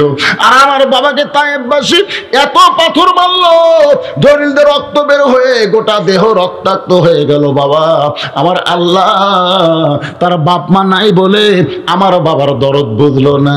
রাসূল কান্দার বলে, ফাতেমা আল্লাহর সঙ্গে ঝগড়া করা হয় না মা। আয়েশা, আমার ফাতেমা ঘরের দরজা খুলে বের হয়ে যায়, আমি তাকে দেখি উঠানে পানি গরম করতেছে আর জয়তুনের তেল গরম করতেছে আর দুই হাত তুলে বুকে মারতেছে আর বলতেছে, আল্লাহ আমার বাবাকে আমি সহ্য করতে পারতেছি না, আল্লাহ আমার মা খাদিজা নাই, আজকে আমার বাবার আমি কি করব? আল্লাহ যদি তোমার বাবা তাইফে যাইতো আর তাইফবাসী যদি তোমার বাবাকে মারতো, বলো তো আল্লাহ, বলো তোমার কেমন হতো? তোমার বাবা নাই বলে তুমি ফাতেমার বাবার দয়া বুঝলা না। রাসূল কান্দার বলে, ফাতেমা আল্লাহর সঙ্গে ঝগড়া করা হয় না মা। ফাতেমা বলতেছে, মায়ের পেটে যখন ছিলেন তখন বাবা হারাইছেন, আপনি বাবার দরদ কি বুঝবেন? আপনি জন্মের আগেই বাবা হারাইছেন আর আল্লাহর বাপ মা নাই। যত কষ্ট আল্লাহ ফাতেমারে দেয়। রাসূল বলে, আয়েশা, ফাতেমা ঘরের মধ্যে ঢুকে দরজা বন্ধ করে দেয়। আমি বললাম, ফাতেমা দরজা খোলো। ফাতেমা বলতেছে, সন্তান যদি বড় হয় সেই সন্তানকে গোসল করাইতে গেলে দরজা খুলে গোসল করানো যায় না। আল্লাহর নবী বলে, আয়েশা রে, ফাতেমা আমার মাথা উরাতের উপরে নিয়ে ওই গরম পানির মধ্যে নরম কাপড় চুবড়ায়া চুবড়ায়া যত জায়গায় তায়েফবাসী আমাকে পাথর মারছে প্রত্যেকটা জায়গা ঘষে ঘষে পরিষ্কার করে ওই নরম আঙ্গুলের মধ্যে গরম জয়তুনের তেল নিয়ে যখন ক্ষতস্থানে লাগায় যায়, আমি নবী কখন যেন ফাতেমার উরাতকে বালিশ বানায় ঘুমায় গেছি। ওই ঘুমের ঘরে স্বপ্নে দেখি আমার মা আমিনা আমার শিওরের পাশে দাঁড়ায় কাঁদতেছে। এত বছর পরে আমিনারে দেখে আমি নবীর নবী নাই, একজন মাহারা সন্তান হয়ে আমি বলতেছিলাম, আমিনা ও মা এত বছর পর আইছেন আর যাবার দেব না। এই বলে মায়ের হাতটা খস করে যখন ধরেছি, এমন সময় ফাতেমা আমার কপালে চুমা খায়। এই ফাতেমার চোখের পানি আমি নবীর চোখের মধ্যে ঢুকে গিয়ে আমি ঘুম থেকে চেতন পাই। পায়ে বললাম, মা তুই কি সব সময় কানবি মা? ফাতেমা বলে, বাবা আপনি মনে হয় স্বপ্ন দেখছেন বাবা, আপনি স্বপ্নে মা বলে আমার হাতটা চাইপা ধরছেন, এখন পর্যন্ত আপনি হাতটা ছাড়েন না। সঙ্গে সঙ্গে রাসূল বলে, ফাতেমা স্বপ্নে মা বলে যদি তোর হাতটা চাইপা ধরি তাহলে তুই শুনে নে, তুই আমার মেয়ে হবার পারিস, কিন্তু তোর কলিজার দরদে তুই হলি আমার মা। আমিন। আবু যার গিফারি বলে, কবর তোর মধ্যে এমন একজন মহিয়সী নারীকে রাখা হবে যার দুইটা সন্তান জান্নাতি যুবকের সর্দার হবে। কবর রে তুই তো জানিস না, তোর মধ্যে এমন একজন স্বামীর বউকে রাখা হবে যার স্বামী হল আসাদুল্লাহিল গালিব। কবর তোর মধ্যে এমন একজন মহিষী নারীর কবর হবে যার মা খাদিজাতুল কুবরা সর্বপ্রথম ঈমান গ্রহণ করেছে। কবর রে এই মহিষী নারীর সঙ্গে বেয়াদবি করিস না। এই বলে আবার যখন কোদাল মারতে চাই, হঠাৎ কবরের মধ্য থেকে আওয়াজ আসে, আবু যর। এটা ফাতেমাকে লক্ষ্য করে কবর বলতেছে না, এটা আমাদের সবাইকে লক্ষ্য করে কবর বলতেছে। জয়গণ ঠিক কিনা? কবর রে কার মা, কার বিবি, কার সন্তান, এইটা কবর দেখবে না। কবর দেখবে আমল যদি ভালো হয় কবর জান্নাতের টুকরা হয়ে যাবে, আর আমল যদি খারাপ হয় কবর জাহান্নামের গর্ত হয়ে যাবে। এই কথা যেই মাত্র আবু যর গিফারি শুনছে, গোটা দেহ থর থর করে কাঁপতেছে, আর কোদাল মারতে পারে নাই। কবর ছেড়ে আবু যর গিফারি কোথায় যেন হারিয়ে যায়। নির্দিষ্ট সময় হযরত আলী ফাতেমার দেহখানা কান্দে নেওয়ার জন্য, কারণ ফাতেমার লাশ তো খাটনিতে তোলা যাবে না, কান্দে নেওয়ার জন্য হযরত আলী ঘরের মধ্যে ঢুইকা দেখে হাসান হোসেন দুই পাশে ঘুম পাড়তেছে, হাসান হোসেন দুই পাশে ঘুম পাড়তেছে, আর মাঝখানের ফাতেমা নিজেই গোসল করেছে, নিজে নিজেই কাফনের কাপড় পরে, শুধুমাত্র দুইটা হাত আর এই মুখমণ্ডলটা ফাঁকা রেখে চিরদিনের মতো ঘুমায়া গেছে। ডান পাশে হাসান, বাম পাশে হোসাইন, দুইটা সন্তানকে ঘুমাইয়া দিয়েছে ফাতেমা। কারণ ফাতেমা জানে এই দুইটা সন্তান যদি চেতন থাকে তাহলে মা মা বলে কানবে, আশেপাশের মানুষ জানতে পারবে, তাহলে গোপনে কবর দিয়া লাভটা কি হবে। এই জন্যে ফাতেমা দুইটা সন্তানকে ঘুমাইয়া দিয়া মাঝখানে নিজে চিরদিনের মতন ঘুমাইছে। আল্লাহুম্মা বিইসমিকা আমুতু ওয়া আহিয়া। আমরা ঘুমের আগে দোয়া পড়ি কি পড়ি না? জোরে কোন পড়ি কি পড়ি না? বাজান আপনারা বলেন তো, এই আমুতু শব্দ যখন উচ্চারণ করতেছেন তখন একটাবার কি খেয়াল করেছেন, আমি ঘুমাতে পারি না আল্লাহ ঘুম না দিলে, আমি চেতন হইতে পারবো না আল্লাহ যদি চেতন না করে। একটা রাত যদি আমরা ঘুমায় যাই আর যদি আল্লাহ চেতন না করে, ওই ঘুমটাই আমাদের মৃত্যু হয়ে যাবে। জোরে কোন ঠিক? ইমাম গাজ্জালী বলেছেন, আমি যত রাত ঘুমের বিছনায় যাই, ঘুমানোর আগে আমি সারা দিন কি করেছি এইটার খতিয়ান খুলি। আজকে আমি ভালো কতটুকু করলাম, খারাপ কতটুকু করলাম, আমার জানা অজানা সূত্রে যতগুলো খারাপ কাজ হয়েছে সমস্ত খারাপই থেকে আমি তওবা করে কান্নাকাটি করে তারপরে বিছনায় ঘুমাতে যাই। জোরে কোন সুবহানাল্লাহ। এরকম অত্যাচার মনে হয় বাড়লো, তাই না? এই ছোট ছোট ছেলেদের অত্যাচার কি বাড়লো না কমলো? খালি পড়াশোনা শব্দ হয়। এই যে বেড়া গেল কি করলো?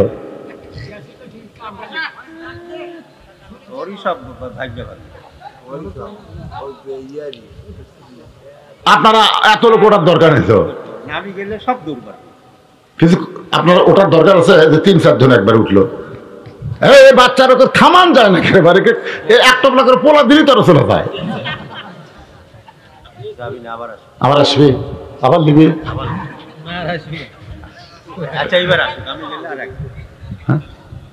কি রে কি বাবা?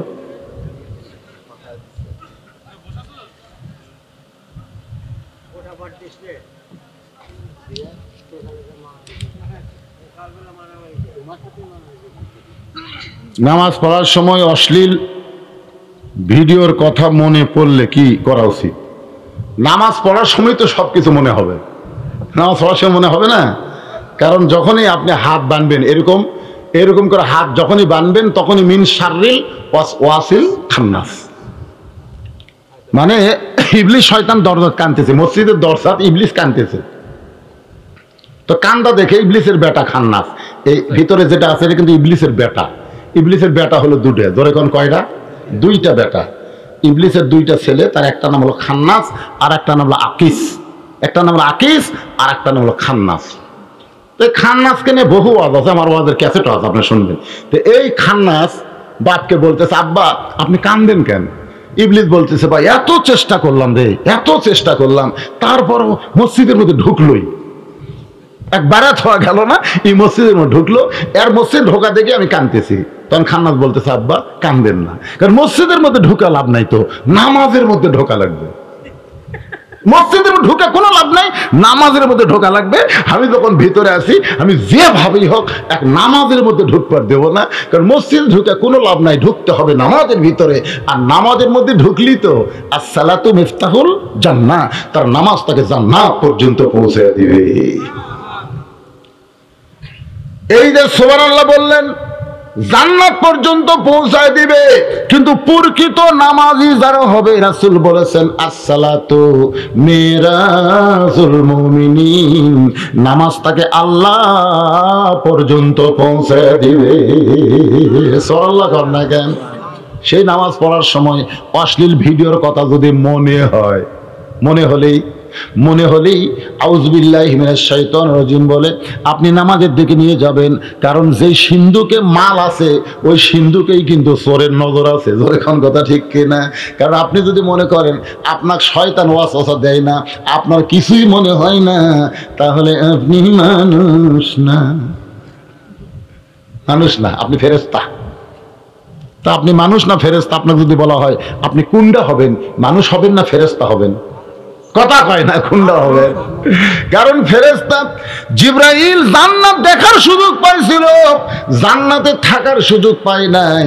আর মানুষ সম্পর্কে আল্লাহ বলেছেন ফাদখুলি ফি ইবাদি, আমার বান্দা যারা হবে, ইবাদতকারী যারা হবে, তারা সকলে জান্নাতের মালিক হবে।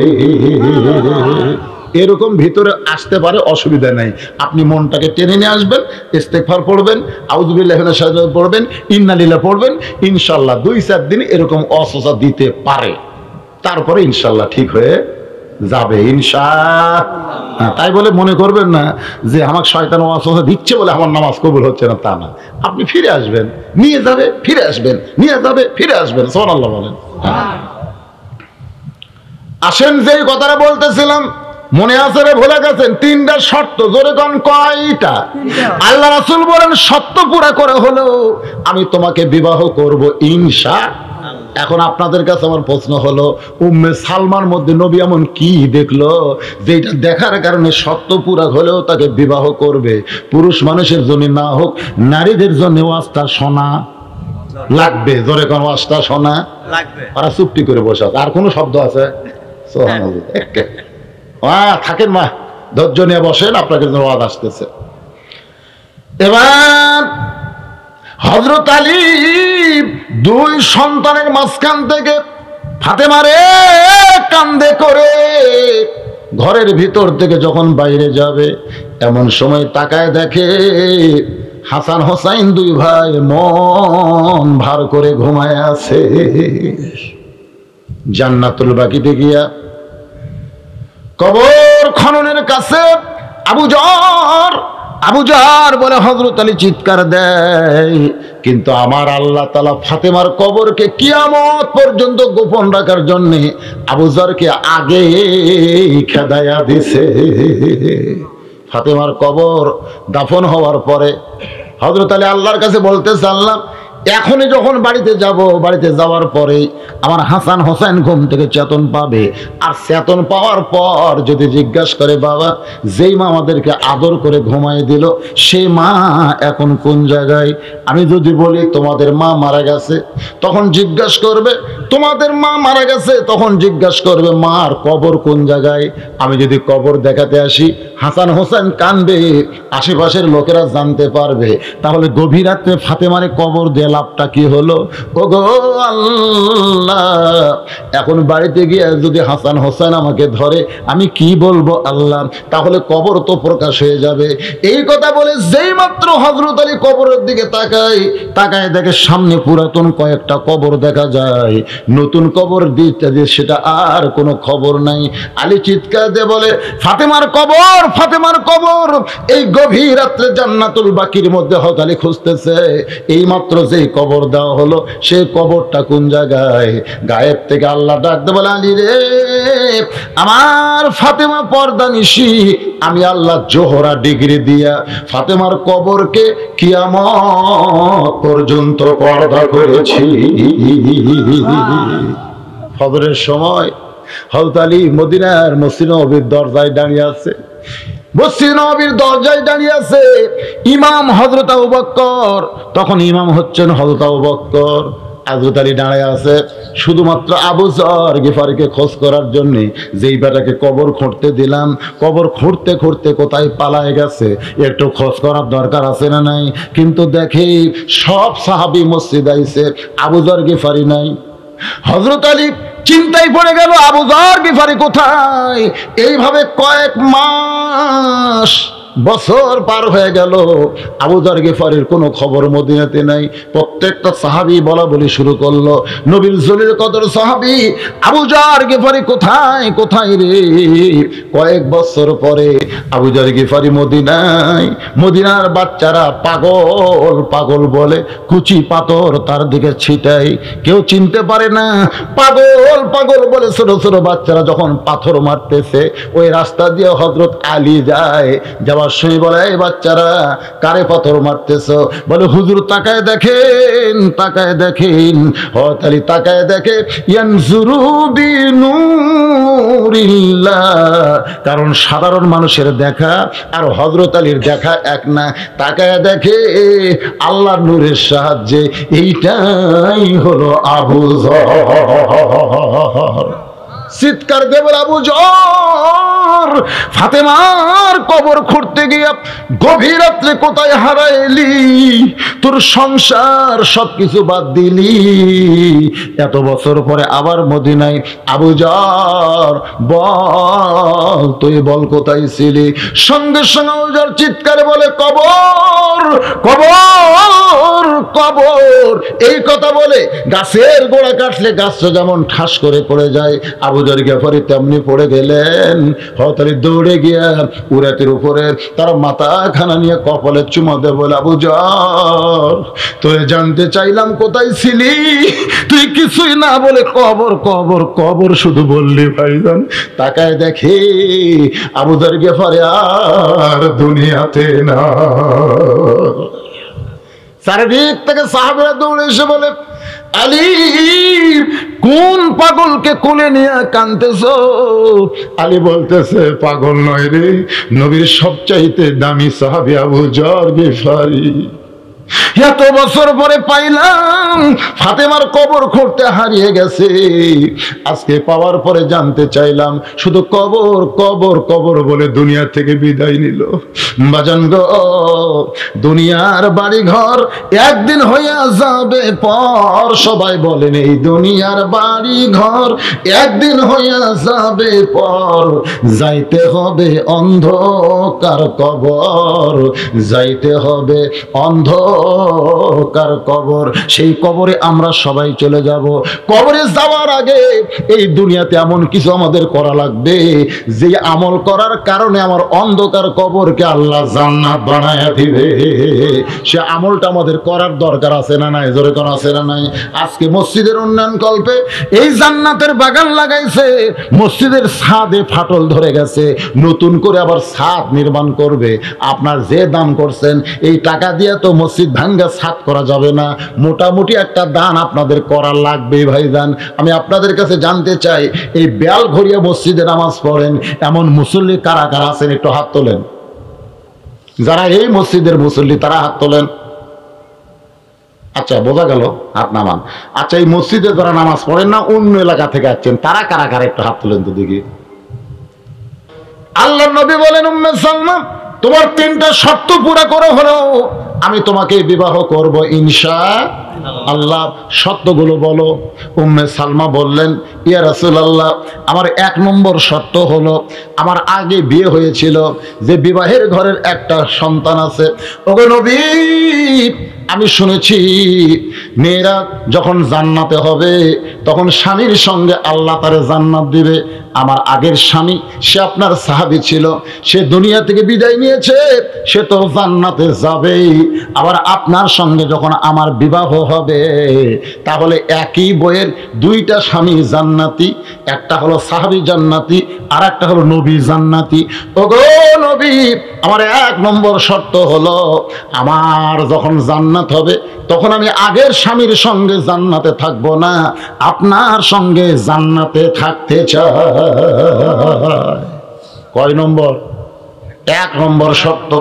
হুজুর, আমার 2 নম্বর শর্ত হলো আমার আপনার সঙ্গে বিবাহ যখন হবে, এই বিবাহ হবার পরে আমার মাঝে মধ্যে পূর্বের স্বামীর কথা মনে আসতে পারে, কারণ আপনি আমার পরে বিবাহ করা স্বামী আর আগে যেইটা বিবাহ করেছে, একটা হলো আমাদের বাংলাদেশে যাকে বলে বিয়ার স্বামী আর লিকার স্বামী, এই 2টা স্বামীর মধ্যে কম বেশি হতে পারে। ওগো নবী, হয়তো আপনার সংসার করতে করতে ওই পূর্বের স্বামীর কথা যদি আমার মনে পড়ে যায়, হঠাৎ যদি পূর্ব স্বামীর কথা আপনার সঙ্গে জবান খুলে বলি, আপনি হয়তো মন খারাপ করবেন। ওগো নবী, মাঝে মধ্যে আমার বিবাহের স্বামীর কথা আপনার সামনে আসতে পারে, আপনি মন খারাপ করবেন না, এই শর্তকে আপনি পুরা করবেন। রাসূল বলতেছে, উম্মে সালমা রে, আমার সঙ্গে যখন তোমার বিবাহ হবে আমি তোমাকে এত ভালোবাসা দিব, ওই পূর্বের স্বামীর কথা তোমার মনে আসবে না। জোরে কোন সুবহানাল্লাহ। উম্মে সালমা বলে, নবী গো, আমার 3 নম্বর শর্ত হলো আমার পূর্বের স্বামীর ঘরে একটা সন্তান আছে, এই সন্তান আপনার সঙ্গে যখন আমার বিয়ে হবে এই সন্তানের দায়িত্ব তখন কে নিবে? কারণ তার বাবা মারা গেছে, এখন আপনি যদি আমার স্বামী হন আপনি কি তার বাবার দরদ দিবার পারবেন?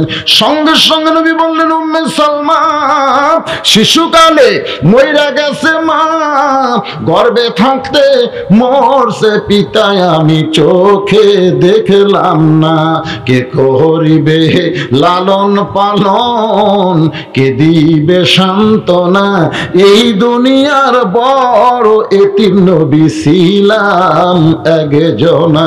আমি এতিম হয়ে বুঝতে পারি উম্মে সালমা এতিমের কি যন্ত্রণা।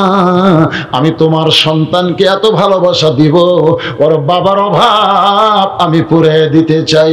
উম্মে সালমা বললেন, আপনার সঙ্গে আমার বিবাহ বসতে আর কোনো আপত্তি নেই। সুবহানাল্লাহ। এখন আপনার কাছে আমার প্রশ্ন, উম্মে সালমা বলতেছে, হুজুর আপনি আমাকে বিয়ে করার জন্য এমন পাগল কেন হলেন? আমি শর্ত দাও, ঘটক ফিরানোর পরে আপনি রাগ করে না করে আপনি আমাকে বিবাহ করতে আসলেন, আমি আবার শর্ত দিলাম, আপনি রাগ করে তো আমাকে বিয়ে না করতেও পারতেন, কিন্তু এরপরেও আপনি আমাকে বিবাহ করবেনই এমন অঙ্গীকার কেন করলেন? আল্লাহ রাসূল বলে, উম্মে সালমা রে, তোমাকে বিবাহ করার কারণ হলো তোমার স্বামী আমার সাহাবী যখন মক্কা থেকে মদিনায় হিজরত করলো, আমি নবীর সঙ্গে আমি তখন বললাম, তোমার উম্মে সালমা, তোমার বউ, তোমার সন্তান মক্কায়, তুমি কি তাদের নিয়ে আমার সঙ্গে যাবে না? তোমার স্বামী বলল, হুজুর উম্মে সালমার বাবা কাফের, উম্মে সালমাকে আমার সঙ্গে হিজরত করতে দিবে না, এই জন্য বাবার বাড়ি সে থাকবে সন্তান নিয়ে। আল্লাহ নবী বললেন, সন্তান বিবির কথা কি তোমার মনে পড়বে না? তুমি আমার সঙ্গে মদিনায় যাবা, আমার মুখের দিকে তাকায় বলে, নবী গো, আপনার পবিত্র চেহারার দিকে যখন তাকাই তখন গোটা দুনিয়া আল্লাহ আমার কাছ থেকে কাইয়া নেয়। আমি দুনিয়ার সব কিছু ছাড়তে পারবো গো নবী, কিন্তু আপনাকে আমি ছাড়বো না। আল্লাহ রাসূল বলে, উম্মে সালমা, তোমার স্বামী আমার সঙ্গে মদিনায় আসার পরে হঠাৎ অসুস্থ হলো। অসুস্থ এমন হওয়া হলো, আমি রাসূল দোয়া করি তারপরেও তার সুস্থতা ফিরে আসে না।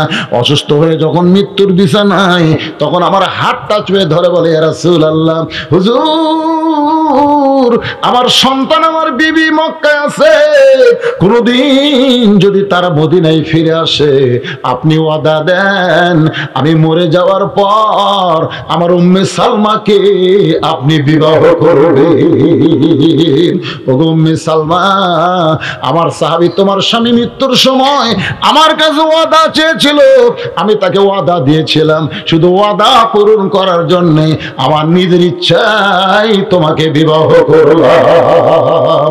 ইজা আসাবাতুহুম মুসিবাতুন ক্বালু ইন্না লিল্লাহি ওয়া ইন্না ইলাইহি রাজিউন। যে কোনো সময় আমাদের মৃত্যু আসবে, আল্লাহ যেন ঈমানের সাথে, ইজ্জতের সাথে মুসলমান হয়ে এই দুনিয়া থেকে বিদায় নেওয়ার তৌফিক দান করে। সকলে বলে আল্লাহুম্মা আমিন। এশার নামাজের ওয়াক্ত শেষ হওয়ার সাথে সাথে তাহাজ্জুদ এর নামাজ পড়া যাবে কিনা? ওয়াক্ত শেষ হলে তাহাজ্জুদের ওয়াক্ত শুরু হয়। এশার নামাজের ওয়াক্ত শেষ হলেই তাহাজ্জুদের ওয়াক্ত শুরু হয়ে যায়।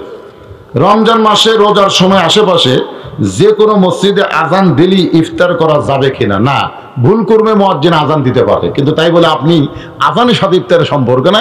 ইফতারের সম্পর্ক হলো সূর্য অস্ত যাওয়ার সাথে। আমার কথাকে বুঝলেন? অনেক সময় দেখবেন সূর্য ডুবে গেছে, 5 মিনিট হয় তাও মুয়াজ্জিন আজান দেয় না। ইফতার কিন্তু দেরি করা যাবে না, সূর্য অস্ত যাওয়ার সঙ্গে। এই ডিজিটাল যুগে এই আজানের উপর নির্ভর করে থাকলে হবে। আজান হচ্ছে নামাজের জন্যে, আজান কিন্তু রোজা ভাঙ্গার জন্যে নয়। কিন্তু আগে মানুষ এত জ্ঞানী ছিল না, এই জন্য আজান দিয়ে তারা এই যে মুরগি ঘোড়া তুললে ইফতার করতো। হ্যাঁ, যাক আলহামদুলিল্লাহ, যে করা প্রশ্ন করেছেন তার উত্তর সংক্ষিপ্ত দিয়ে দিলাম। মেয়েদের মধ্য থেকে অনেক দান আইছে, মাশাআল্লাহ রে, অনেক দান। নূর ইসলাম 1 বস্তা, তারপরে মাকসুদা 1 বস্তা, এরা রেখা 1 বস্তা, ওনার স্বামীর নাম নূর ইসলাম, মাকসুদা 1 বস্তা, আলিয়া 3 বস্তা, সিরাজম মুনিরা 20 বস্তা। ও আচ্ছা, মাশাআল্লাহ, ওনার স্ত্রী 20 বস্তা, দেখে স্বামী দিল 30, স্বামী দিল 20, মাশাআল্লাহ, নিচে থাকাই ভালো। রঞ্জু উনি 1 বস্তা, মমতাজ 1 বস্তা, শিউলি 1 বস্তা, নুপুর দিছে 1 বস্তা। আপনার ভালো করে লেখেন, আপেল না, হ্যাঁ, উনি দিয়েছেন 2 বস্তা। আল্লাহ আমার মা বোনদের দানকে কবুল করুক। সকলে বলে আল্লাহুম্মা আমিন। আস্তাগফিরুল্লাহ রাব্বি মিন কুল্লি জামবি ওয়া আতুবু ইলাইহি, লা হাওলা ওয়ালা কুওয়াতা ইল্লা বিল্লাহিল আলিয়্যিল আযীম। আল্লাহুম্মা আমিন। আল্লাহুম্মা আনতাস সালাম ওয়া মিনকাস সালাম, তাবারাকতা ইয়া যাল জালালি ওয়াল ইকরাম। মাবুদ, সেই মাগরিবের নামাজের পর থেকে এত রাত পর্যন্ত তোমার পাগল বান্দা বান্দিরা আরামের বাড়ি, আরামের ঘুমকে বাদ দিয়া কোরআন হাদিসের মহব্বত কলিজার মধ্যে নিয়ে এই জান্নাতের বাগানে বসে বসে কোরআন হাদিসের আলোচনা শোনার শেষে আমি গুনাহগারের সঙ্গে রহমতের দরজায় ফকির হয়ে দোকানে হাত তুলেছে। মেহেরবানি করে আজকের মাহফিল আমাদের সকলের হেদায়েতের জন্য, নাজাতের জন্য, জান্নাতের জন্য কবুল করো মাবুদ। আল্লাহ, আজকের এই মাহফিলে শুরু থেকে শেষ পর্যন্ত যত আলোচনা যদি ত্রুটি হয়, ভুল হয়, মাফ করো, যা হাদিয়া মঞ্জুর করো। সোনার মদিনায় নবী পাকের রওজা মুবারকে আল্লাহ কবুল করো। তামাম আম্বিয়া কিরাম আসহাবে কেরাম, তাবিনী কেরাম, তাবা তাবিনী কেরাম, তামাম পৃথিবীর মাটির নিচে যত মুমিন মুমিনা আছে আল্লাহ সকলের আরওয়াফে হাদিয়া কবুল করো। আমরা যারা হাত তুলেছি আমাদের জনম দুঃখনী মা যাদের কবরের ঘরে চলে গেছে আল্লাহ মেহেরবানি করে মায়ের কবর জান্নাতের টুকরা কবুল করো। বাবার বাড়ি ঘর সবই আছে, আমি আমার জামাই সহ আমরা যারা বাবা হার এতিম হয়ে গেছে আল্লাহ মেহেরবানি করে বাবার কবর জান্নাতের টুকরা কবুল করো। মাবুদ আমাদের দাদা দাদি নানা নানি আত্মীয় স্বজন আমাদের আপনজন যাদের কবরবাসী হয়ে গেছে আল্লাহ কবরবাসীদের মাফ করো। এই বেলঘরিয়া গোরস্থানে যত মুর্দা শুয়ে আছে আল্লাহ সকলের কবরকে জান্নাতের টুকরা কবুল করো। আল্লাহ তোমার ঘর মসজিদকে মহব্বত করে আজকে নগদে বাকিতে দান করেছে, এমনকি লক্ষ লক্ষ টাকা দান করে, এমনকি 10টা টাকা হলেও তো দান করেছে। আল্লাহ সকলের দান কেবলমাত্র তোমার সন্তুষ্টি অর্জনের জন্য তুমি তাদের জান্নাতের মালিকানা দিয়ে দিও। আল্লাহ তাআলা আমার মা বোনেরা পর্দার অন্তরালে বসে আলোচনা শুনলো, আজকে পুরুষের চাইতে আমি মা বোনদের ওয়াজ একটু বেশি করেছি। আল্লাহ আমার মা বোনদের পর্দা নিশি কবুল করে মা ফাতেমার চরিত্র দান করে দাও। আল্লাহ তাআলা এই বেলঘরিয়ার যুবকদেরকে 5 ওয়াক্ত নামাজ তোমার ঘরে জামাতের সঙ্গে আদায় করার তৌফিক দিও। এই বেলঘরিয়ার মুরব্বীদের কবুল করো আল্লাহ, তোমার ঘর আবাদ করার তৌফিক দিয়া দিও। আল্লাহ তাআলা আজকের মাহফিলের সম্মানিত সভাপতি, আজকের মাহফিলের সহসভাপতি, প্রধান অতিথি, বিশেষ অতিথি আল্লাহ সকলকেই তুমি কবুল করো। মসজিদ কমিটির সভাপতি, মসজিদ কমিটির সহসভাপতি, সেক্রেটারি, ক্যাশিয়ার, ইমাম, মুয়াজ্জিন, খতিব সহ সমস্ত মুসল্লিদের আল্লাহ তুমি কবুল করো।